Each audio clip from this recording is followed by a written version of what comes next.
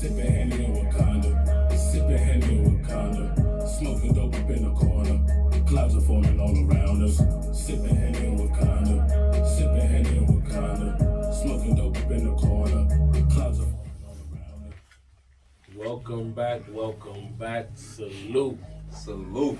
It's the Kevin Speaks Vegeta's Pain. And it's Dre, Exo Music. You know the vibes. And as we all know, It's a lot going on. What we talking about today, Dre? Well, Kev, welcome back with episode 5. And before we get into it, I want to say happy Black History Month to everybody. So happy Black History Month to all my people out there. Now on that note, today's aim for the episode is, should Black history still be taught in schools? How you feel about that, Kev? Should Black history still be taught in schools? Mm-hmm. Absolutely. And the truth of the matter is I don't know that it is being taught in schools, or at least in any adequate form or function. I think it's extremely important, right, for young people to learn about people who share their reflection, the giants that they can, the shoulders that they can stand on. I think when we think about, at least me as a historian, like we alluded to in the past episodes, or a lot of my heroes are people throughout history. One of the reasons I love history is because there's a plethora of individuals to pull from, right? Many of which are Black men and women, right, who did incredible things. So I'd say, yeah, I absolutely think it's important for them, to learn. So, okay, with that, let me ask you a question, right? Is Black History Month still necessary? Ooh, is Black History Month still necessary? Now, I'm going to say yeah, because realistically, if we don't take the time to highlight our people and highlight what we've been through, like you said earlier, it isn't being taught to the degree that I think it should be taught. So if we don't spend that month highlighting our history, who's going to do it? So that's a short-winded way of saying, yeah, Black History Month is definitely necessary. Now, I think you was telling me about a situation where they was basically trying to remove that. Talk to me about that. So, yeah, thank you for that. I mean, so I remember hearing and discussing with colleagues of mine about a city in Florida, right, where they're contemplating doing away with Black history curriculum, right? And for me, it was something that I discussed with my students. I thought it was important, right, to ask, like, what is the importance, right? What is the gravity and the magnitude of teaching that and removing that, right? And as historians, how many generations would it take of not learning about certain individuals for them to be erased from history? Exactly. Right? When we think about a lot of the names that are known, it's because they're celebrated, constantly put in the forefront of our minds. When this time come around, we think about the same names. But like we said, there was a multitude of people doing incredible things. So I think shorthand, that would be that would be my answer. Now, could I provide some respectful pushback and play God's advocate to the point about, is Black History Month still necessary? Okay, go ahead. So I remember discussing with some of my students, and shout out to them, right? And I heard a lot of salient points, one of which saying, why should it take a specific month and time of year for us to highlight and celebrate our people, right? And then they alluded to and said furthermore, right, why should it be incumbent upon the school to teach Black history? Why isn't that being taught in the home? So a lot of the assertions was, Okay, so boom. Well, I'll say this. Now, should it be the parents' responsibility more or less to teach culture and history? I can definitely acquiesce to that and say it probably is more the parents' job. But based on the way society is set up, right? Schools have our kids most of the day. Like, the fact of the matter is, that's where they're getting their main sources of information from. So, to your kids' points, well, they say, well, we should celebrate Black History every day, right? Now, we could do that, But realistically, learning about those heroes and figures that maybe didn't get as much recognition, or they didn't weren't as highlighted as much in history, if we don't take the time to point that out during a Black History Month, when is that going to happen? Who's going to do that? So Because if the parents aren't as knowledgeable, then where's it going to come from? Because we can argue our parents, our generation doesn't even know the Black history that we should know. So how are we going to pass that on? I think you bring up a very salient point, right? Mm-hmm. There are level of ignorance just amongst us that would make that incredibly difficult. But I think that's also highlighting a problem. Mm. Our average household, right? Who are we looking to, right? Who are the figures? Because I would imagine that everybody looks up to somebody, Mm-hmm. right? So if the parents aren't looking up to some of these historical figures, right, and sort of shaping and basing the way that they may conduct themselves based on the positive things that they can pull and extrapolate from different people, then I think that's a deeper issue. So I do think you're speaking to the real time who would do it. But is the Black History Month necessary? Should we be reminded? Should programs after school, right? All types of programs that churches, whomever might put on a Black History function. Mm-hmm. Is it becoming for show because it's around this time of year? Why isn't it happening once a month? I Every mean, month? the reason I mean, we could get into why we got February for Black History Month. It's the shortest month because that was one of my questions. It was really who's responsible for basically saying this is what our curriculum should be. This Black history should even be a part of education. Who's responsible for that, and who are they to get the say basically in what our kids should learn? I don't feel like any other culture is really having this issue in terms of their culture and history really being debated on about being stripped from the handles of history. Like that's a lot. And so I guess I'll bounce one of my other questions to you. Isn't Black history a major part of American history, Kev? Absolutely, absolutely. I don't think you can divorce Black history from American history. And in a lot of respects, some people may argue it's disrespectful to even segue it off through naming that American history is Black history. They're one and the same. Excuse me. When we think about who built this country, when we think about this country becoming the economic power that it did, it was off of the back of slave labor, free labor. Why are we even having this debate, Kev? If Black history is American history, why are they even allowed to take it out of the curriculum? Why is it? Why is it? You know, if you feel me. I hear you. I absolutely hear you. And when we're talking about the curriculum, I I'd argue that it should be a part of the curriculum on a daily basis, on a monthly basis. Students of all colors should be learning that because that is American history. So if we endeavor to teach history, that's why I'm saying, for the sake of people who may say, is Black History Month necessary?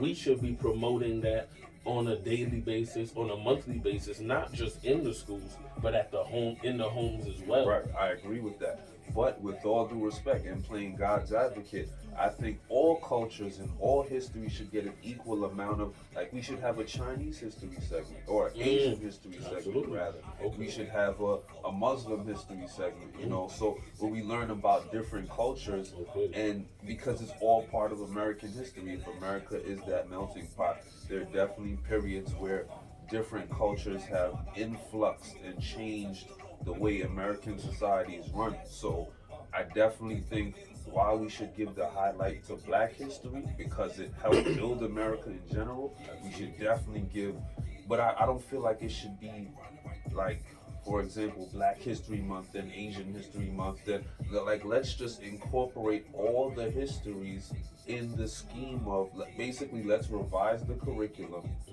and incorporate what happened exactly at what time and what history had the most influence on that particular time period. So you're arguing that we tell the truth. That might be touchy.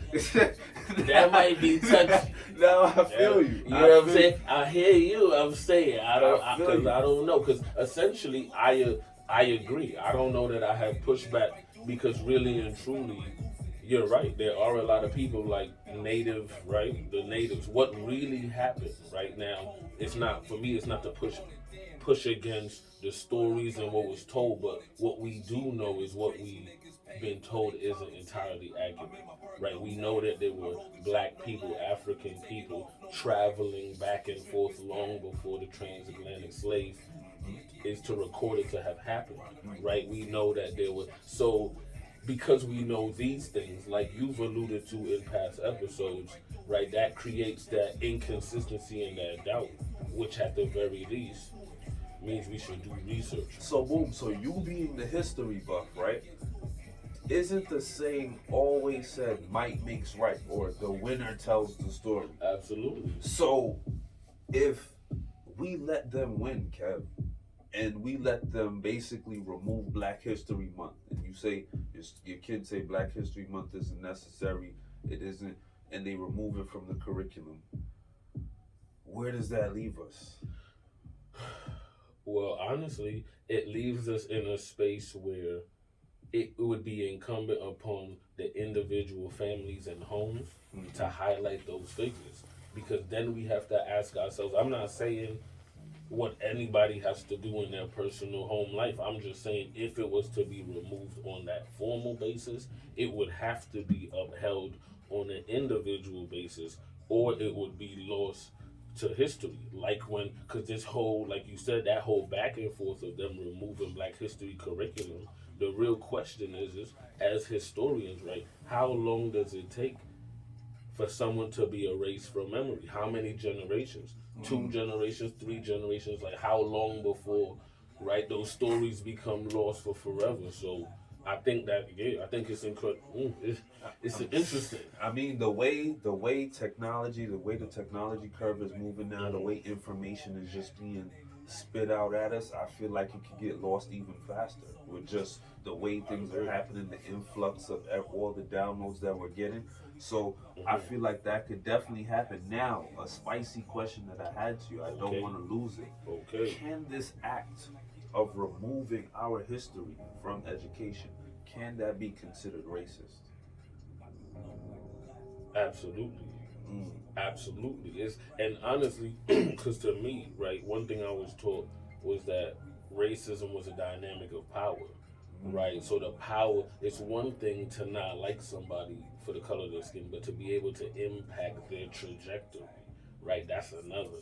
And so I would absolutely say to have the power to remove that history from in front of the young people is incredibly detrimental, in my humble opinion, on a long term basis to our community. So I'd say that is absolutely racist and absolutely an attack on the conglomerate. So then, what do you say to the person that's like, "Yo, black people, y'all always whining. Like we gave y'all Barack. Like we gave y'all Barack. Like your kid said you don't need Black History Month. Like what more do y'all want? Like it's Well, like damned if you do, damned if you don't. So playing God's advocate here, what do you say to that person that's like, come on, man, like we just trying to make mainstream education and this is just we don't feel like we need to emphasize Black History Month. well, I'd say humbly, It's not not racist, not but you know. but not only do we not emphasize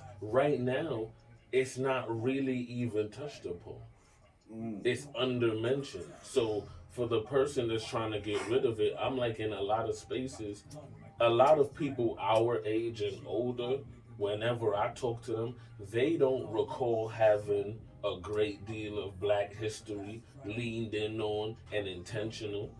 And That's then a I fact. only, and as an educator, right? I could, and from what I've seen, what I've witnessed, and from what I've heard, I can only imagine what's happening now, especially with the hyper emphasis and focus on testing, etc. So when they cut in additional programs to hyper focus testing, and the grammar is not up to par, or a lot of those tangent and periphery skills are lacking, because there's no time being put on it, then what time will be put on Black history if the people who control those systems aren't us anyway? What incentive do they have with the So high you school? saying, You know what I mean? so you saying, get your math scores up, F Black history.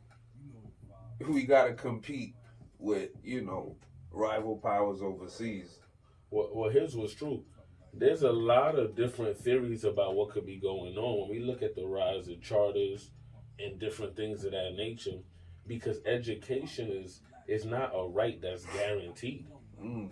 So, Talk about so, it. and the Talk truth of the about it. matter is when I talk to my students, like when I'm in moments of really trying to have them understand as Black men their positioning in this world and what really is important, I tell them, you come here and you hate coming here. You hate reading and you hate writing. But our ancestors, now the importance of history, risked their lives to try to learn how to read, right? And on top of that, right? So when I would show movies and when we go through the different history of our people, really I would go, look how difficult it was for them to have normal relationships under such racial hostility. Those were the things that stood out to me the most, right? The love stories, the friendships, under duress every single day. Racial hostility every day. You walking home, you might get got. Sundown towns when you can't be outside after dark. That's traumatic. And I'm like, they were living, and to to a great degree, excelling under duress. And I'm like, we are living, yes, in trying times. We're still under duress. So, But when talking, we go, what are we doing in relation to that? How are we trying to stand up based on what our people went through, right? So yeah. I mean, well, we are trying to stand up. We still getting our knees put on necks. We still getting shot. We still just yesterday, just recently. Like, you want to touch on that situation? Like, Well, I mean, his was going on. So one, always shout out to Memphis, Tennessee, my second home, man. A lot of my good bros, the home team. You know what I'm saying? Alpha Phi Fraternity Incorporated, man, the home team, the way the chapter. Well, his was true. There was a situation out in Memphis, right? And while we all know that it's a lot going on, sometimes it's too much going on. it's just way too much going on, bro. So this segment, we gonna have to add a little segment with people that just got too much going on. I definitely think this is that first one with Kev. You might just have to break into it's too much going on. So talk about it. So for the too much going on, like is the officers, right? The 5 Black officers who beat that man Tyree Nichols, right, to death, who later succumbed to his injuries, right? Not too far from his mother's house, right? Calling out for his mother, right? Under duress, right? Being assaulted, being brutalized, being over leveraged. And then really at the time, really what I was talking to my students, talking to different people, is normally when we think about police brutality, it's white people, right? And then we're able to process that from a spirit of anger. And then one of my students today, he said something that struck me, because he said, I'm scared because I feel like in 20 years that could be me. And I think a lot of the times when we see that, that's what happens. But in this case, 5 Black men over leveraging. And I think what is important is to realize the dynamic of power and how they use their badge. Like what would make them want to brutalize another Black man?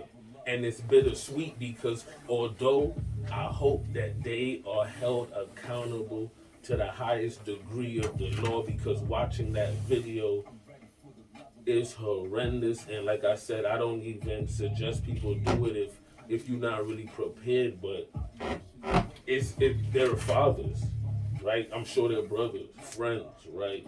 They were people in the community, so it's bittersweet because now just a bunch of Black men are lost to, and it just shows that the systematic oppression and racism is not about, it's about the color of the victim, right? It's about the color of the victim, not so much the color of the person over leveraging. So with the too much going on is those officers who over leveraged Tyree Nichols, who brutalized that man to death, who took one of our brothers. And I think similar to what my student said is that we all could see ourselves, our loved ones in those situations, and it is traumatic. And a lot of the times I don't even know how to I really don't even know how to process it anymore. And when we see black men doing it, it shifts the conversation. And I think the only thing that, because the conversation, because I don't even want to call it a silver lining, right? But the only thing that we could take from this is talking about how people are getting the badge, right? And then they are over leveraging, right? We need more systems in place to hold police accountable. It shouldn't, they need to be dissuaded from over leveraging. We need police officers. They make us feel safe. At least let me speak for myself. They make you feel safe. They make you feel secure. I'm grown, right? I like having things situated. With that being said, people should not be scared. When the cops pull up behind me, my heart shouldn't drop when I'm not doing anything, right? It shouldn't be systems of fear. So I really think with that we need to start examining what's. I don't think we need to defund the police. So I know there's a lot of good police officers, white, black, every different color. Shout out, salute to you. Shout out to the good police officers who get up every day. I know a few who get up every day, put their life on the lines, and really try to make a difference. But for those of the ones, start telling on the bad ones, honestly, like really start rooting out the evil, because we need better relationships so that we could keep our community safe. So I definitely think, man. I don't. So what about you, bro? Like, yo. So let's. On that note, I think you said it. I think you said it all. There's some people just got too much going on, but shout out to the good police officers, man. Let's hold each other accountable, not just the police officers, the people as well, just for being in the right place, right time, keeping yourself safe, just doing what you gotta do in a world that's getting more dangerous every day. So as we cut out from that segment, let's get back to a positive note, or Let me shout out my guy Buffet, who told me I needed to talk about Memphis. Shout out to you, bro. Yes, salute to you, bro. Ashe. Now, so just getting back to the point of Black history and where you feel like we should go with it. So what is your overall view? Where do you feel like we should go with Black history moving forward, Kev?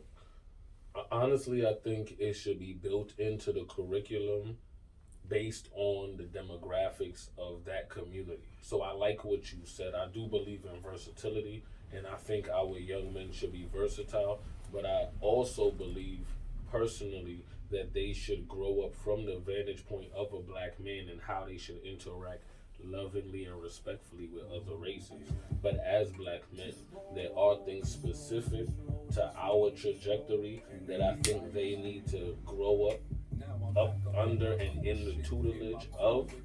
Not to say other races can't teach and help and do all those things, but I think it is important that while they get that versatile experience, they also are hyper sort of right groomed under black tutelage and black manhood tutelage, especially for young black boys, right?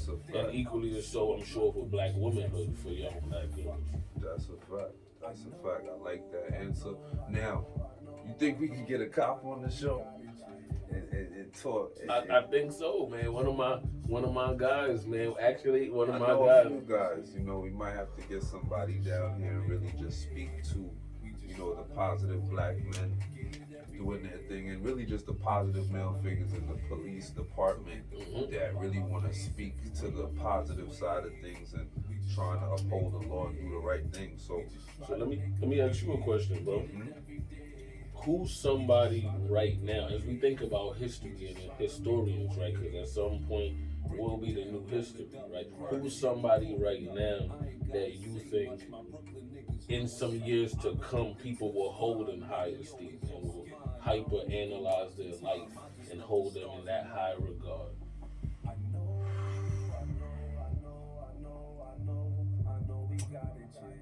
I'm gonna say, a Minister Farrakhan, definitely a Farrakhan. Even sports figures. I'm sure Absolutely. LeBron will definitely get that fame, and we definitely got to have that type of conversation. Absolutely. Because he's Absolutely. about to approach the all-time scoring record, so Absolutely. his life will be analyzed. One more person that I could think of, for as polarizing as it may be, Jay Z. Jay Z. Oh, I agree. I absolutely agree. you know. So I definitely think as the now is being created in the 20 years from now, we look back on the black people of this time moving and shaking and being polarizing figures. It's it's kind of hard, bro, because I feel like we only have certain avenues to make history. Oh, okay. Unpack that a little bit. So I feel like we're only successful in music, sports, we entertainment. Like when you talk about our history and when you really ask me that question 20 years from now, who are the black, scholars and doctorates and Absolutely. lawyers that are winning multiple cases that we can say, I mean, maybe Johnny Cochran, but I feel like that was a past generation, like. So let me ask you this: why don't we know about more doctors, architects, engineers, right, who are at the top of their field, the black ones? Because we know that our brothers and sisters are doing incredible things in all avenues. Dentists, right, like pharmacists. Why don't we hear about those amongst us, the talented tenth in those respected industries that are excelling at the highest levels? I feel like we don't hear about them because they're being assimilated into a system and they're being reaped for the benefits of their creations and manifestations and hard work and not really being given the recognition for it, just to be quite frank. I mean, let's say we invented the technology for a new type of engine and then, we don't get the credit for it. I mean, it's happened. It's Absolutely. happened, so it's unfortunate, but we only really get the shine and the longevity for the things that have creative and, I guess, entertainment value. So let me ask you this: is that the case because the system is, like you said, they're being assimilated, or do we not propel those amongst us in various industries to the forefront of our culture? Why don't we use our social medias and our platforms? Because we understand that we drive the social culture of the world, right? Because what's happening in America, large in part, is what's happening around the world. That's a One would fact. assume, and then we drive the culture here, so we drive the culture of the world. So, with that being said, why aren't we propelling our figures to the forefront? I feel like we do. There's certain platforms that do. I mean, even Shade Room, for as much drama as you may get from them, they do post positive images embracing black culture. I can just think of a few that may highlight some positive black people doing their thing. But it's just not enough. It's just Mhm. not enough, and it's just not um widespread. So, on an individual basis, from what you see, right, anecdotally, from the posting, the different images, do you think individually we are making that a priority? No, bro. No, no. And I think if well, we have a lot of trauma to unpack. I think one of the key words for these past few years has been trauma that we've been unpacking. So I feel like once we get over this phase of unpacking our trauma and understanding, regardless of what's happened to us in history, how we have the opportunity to basically make a change. Because for as much as oppression we can talk about, there are a lot of positive things happening in the community. There are a lot of people making money. There are a lot of people finding different ventures to basically expand their pockets, and it may not be broadcasted on a wide scale, or it may not be conventional in terms of what we've been used to, like doctor, lawyer. But if you got a vending machine business, Mhm. if you got ATM business, if you are doing Airbnbs, you flipping real estate, those are things that are basically driving the times right now that our people are hands on with that may not just get, I guess, historical recognition. So we're doing a lot of things. It's just we gotta band together more, and the only way to really preserve our history is for us to do it, to get together, preserve the culture, and I think continuing to drive it forward. How you feel about that? I think I'd agree. I mean, yeah, I'd agree. Absolutely. Okay.